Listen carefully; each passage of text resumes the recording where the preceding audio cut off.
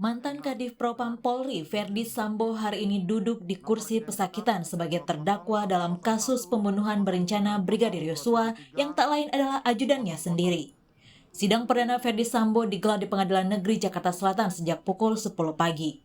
Dalam dakwaan yang dibacakan jaksa penuntut umum, Verdi Sambo lah yang memerintahkan Richard Eliezer untuk menembak Yosua. Bahkan Sambo menjanjikan perlindungan kepada Richard Eliezer. Dalam dakwaan, jaksa menyebut Verdi Sambo memerintahkan Yosua agar jongkok, lalu menyuruh Eliezer menembak Brigadir Yosua. Verdi Sambo, SHSIK MH, langsung mengatakan pada korban Nofriansah Yosua Huta Barat dengan perkataan, "Jongkok kamu." Lalu korban Nofriansah Yosua Huta Barat sambil mengangkat kedua tangannya menghadap ke depan, sejajar dengan dada sempat mundur sedikit, tetap sebagai tanda penyerahan diri, dan berkata, "Ada apa ini?" Selanjutnya terdakwa Verdi Sambo SHSIK MH yang sudah mengetahui jika menembak dapat merampas nyawa berteriak dengan suara keras pada saksi Richard Eliezer Pudihang Lumiu dengan mengatakan, "Weh, kau tembak, cepat, cepat weh, kau tembak." Kemudian terdakwa Verdi Sambo SHSIK MH menghampiri korban Nofriansah Yosua Huta Barat yang tergeletak di dekat tangga depan kamar mandi dalam keadaan tertelungkup masih bergerak-gerak kesakitan. Lalu untuk memastikan benar-benar tidak bernyawa lagi, terdakwa Verdi Sambo SHSIK MH yang sudah memakai sarung tangan hitam, menggenggam senjata api dan menembak sebanyak 1 kali mengenai tepat kepala bagian belakang sisi kiri korban Nofriansah Yosua Huta Barat hingga korban meninggal dunia. Sementara itu, kuasa hukum Sambo menyebut seluruh dakwaan yang dibacakan jaksa akan sama-sama dibuktikan di agenda persidangan selanjutnya. Tim kuasa hukum Sambo yakin dari keterangan saksi-saksi nantinya akan terungkap fakta yang terjadi saat penembakan Yosua. Sebaliknya kami dengan apa yang kami sampaikan bahwa Pak FS tidak pernah melakukan penembakan langsung, tetapi itu dilakukan oleh Richard gitu. Nah itu juga nanti tentu kami sajikan faktanya sesuai dengan apa yang kami miliki. Nanti kita lihat, kita akan nilai kesesuaian bukti-bukti. Ada saksi-saksi kan banyak di dalam peristiwa itu. Nanti kita lihat bagaimana keterangan saksi-saksi lain menguatkan yang mana. Saya pikir kita mesti sabar menunggu sampai dengan proses pembuktian nanti. Itu kira-kira. Sementara keluarga almarhum Yosua di Jambi mengikuti jalannya sidang dari tayangan televisi. Tim kuasa hukum keluarga Yosua tampak hadir pada sidang perdana Verdi Sambo di Pengadilan Negeri Jakarta Selatan. Kuasa hukum keluarga Yosua Kamarudin Simanjuntak menyebut akan mengawal persidangan hingga selesai. Rencana dengan diduga pepasang peredam, pakai sarung tangan, melakukan tembak-tembak dinding supaya terkesan tembak menembak.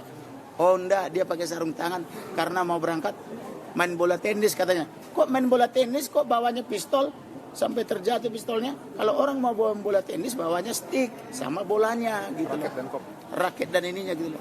Bang, ini kan sampai akhir tampaknya Sambo masih berusaha tetap dengan konsisten dengan pernyataan. Kalau dia konsisten dia dihukum mati. Ya itu jawabannya. Okay. Sidang sempat diskors dan dilanjutkan dengan agenda eksepsi atau nota keberatan dari pihak Verdi Sambo. Sidang Verdi Sambo akan kembali dilanjutkan pada Kamis 20 Oktober mendatang. Tim Liputan Kompas TV.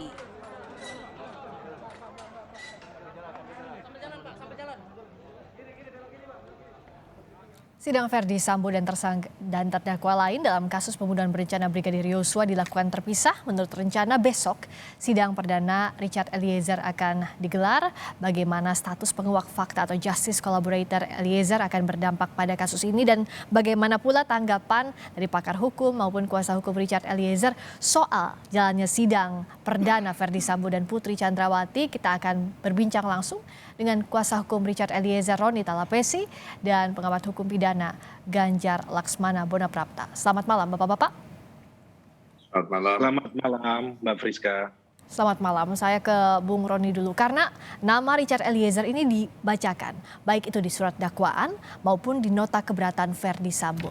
Versi mana yang sesuai dengan versi Eliezer? Jadi begini ya Mbak Friska, bahwa klien saya sudah menyampaikan peristiwa sebenar-benarnya. Dan di situ sudah dituangkan dalam berita acara pemeriksaan, kemudian dilanjutkan dengan rekonstruksi, terus ada BAP konfrontir, klien saya tetap konsisten menyampaikan yang dia lihat yang sebenar-benarnya ya. Jadi terkait dengan hari ini persidangan dari dakwaannya Verdi Sambo, kami melihat bahwa memang ini merupakan pembelaan dari tim penasihat hukum ya, sah-sah saja karena memang keterangan terdakwa itu kan nilai pembuktiannya kan sebenarnya tidak kuat gitu. Kalau dia membantah ya silakan saja, tetapi kami masih yakin bahwa dalam proses perkara ini tentunya pastinya didukung juga dengan alat bukti yang lainnya. Nah, tetapi yang perlu saya sampaikan dalam proses ini, klien saya ini sebagai status sebagai justice collaborator itu juga pun diberikan oleh LPSK dengan syarat yang sangat ketat gitu kan. Nah, kemudian dilakukan evaluasi bahwa klien saya Harus berkata jujur begitu ya? Harus berkata jujur, itu syarat utamanya kan ada perjanjian ya. Oke. Nah, jadi tetapi kalau di sini kan yang saya lihat bahwa yang mau disampaikan adalah mengenai keterangan saksi yang mana yang dipercaya. Apakah Richard Eliezer atau Verdi Sambo. Nah, perlu kita mengetahui ya, kita flashback lagi ya. Kasus ini awalnya kan sangat rumit kan, ditutup-tutupi. Kemudian saya ingat sekali perintah Bapak Presiden sampai 4 kali baru. Oke, baik. Akhirnya Nah, kalau soal klien faktanya, saya izin Bung terbuka. Rani, saya tanya soal itu. Karena yang berbeda hari ini kalau kita dengarkan adalah perintah tembak itu ada atau tidak dari Sambo. Kalau dari versi jaksa penuntut umum mengatakan bahwa ada. Verdi Sambo yang menyuruh menembak Eliezer. Tapi kalau dari versi Verdi Sambo yang disuruh adalah hajar bukan tembak begitu. Yang sesuai dengan Eliezer adalah yang jaksa penuntut umum. Iya, keterangan klien saya Baradae itu menyampaikan bahwa perintahnya adalah perintah tembak. Oke. Nah, kalau kita lihat dari rangkaian peristiwa hukumnya, sebelumnya kan saudara Ricky Rizal itu dipanggil. Nah, di BAP-nya saudara Ricky Rizal itu juga menyebutkan bahwa perintahnya adalah perintah tembak. Kemudian saudara Ricky Rizal ini memanggil Baradae untuk naik ke lantai 3 rumah Saguling. Kemudian perintahnya itu adalah perintah tembak.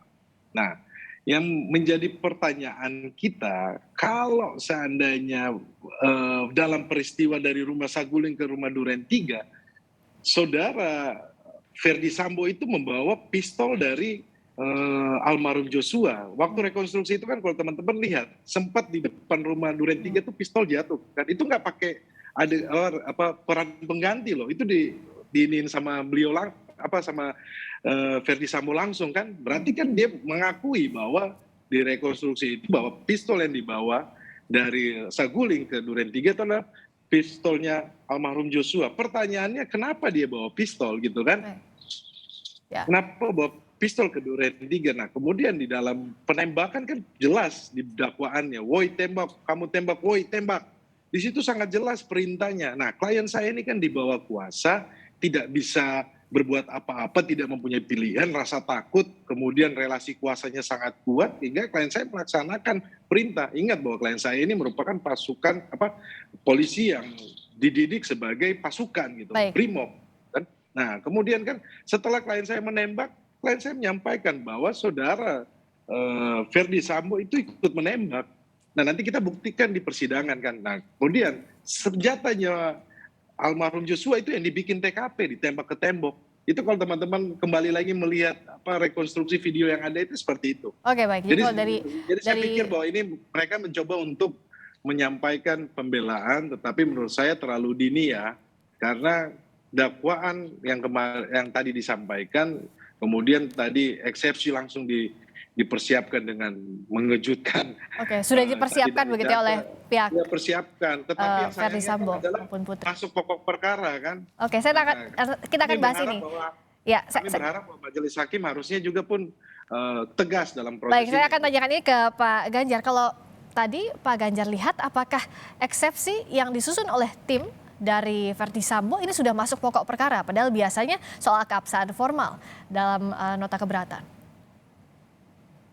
Ya, kalau mendengar eksepsi yang disampaikan oleh tim pengacara, menurut saya memang itu terlalu jauh ya, masuk ke dalam pokok perkara. Bukan cuma masuk, tapi masuknya juga terlalu jauh ke dalam pokok perkara ya.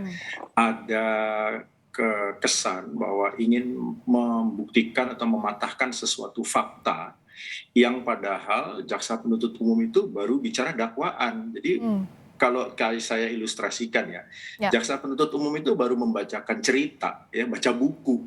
Nah, nanti isi bukunya di dalam pemeriksaan pengadilan dia akan buktikan.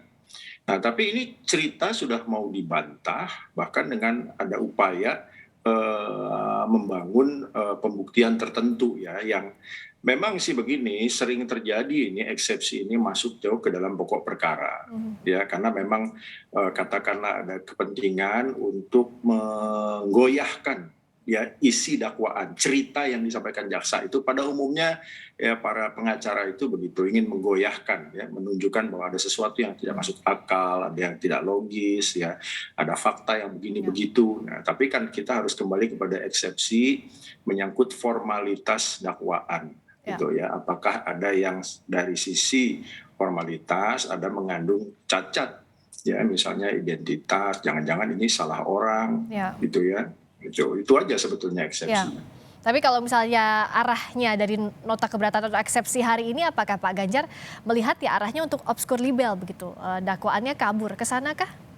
Ya, memang ada pada umumnya yang paling puncak eksepsi itu sebetulnya obskur libel ya, bukan sekedar menyatakan bahwa terdakwa ini bukan orang yang dimaksud, bukan sekedar gitu ya, tapi bahwa ada dakwaan yang kurang jelas. Nah, ini sesuatu yang biasa ya, tapi kalau dalam pengamatan saya, apa yang dibacakan dakwaan jaksa itu justru menurut saya sebagai sebuah pengantar. Surat dakwaan ini kan cuma pengantar cerita ya. Nanti dibedah di dalam pembuktian. Sebagai satu pengantar cerita ini menurut saya sudah cukup jelas ya. Bahkan kalau saya ranking saya poin nilai dari scoring 0 sampai 10 ini kejelasan ceritanya sudah 9,5 ini mungkin. Wah, kalau 9,5 tinggi juga nilainya. Sangat tinggi kalau dari Pak Ganjar. Sudah cukup jelas kok. Tinggal tantangannya begini, bagaimana nanti JPU ya membuktikan ceritanya tadi itu. Oke. Dan gitu. Nah, bicara soal bagaimana tantangan JPU membuktikan pengantar cerita atau dakwaan tadi yang sudah dibacakan, kita akan bahas usai jeda. Tetap di Breaking News Kompas TV, kami segera kembali.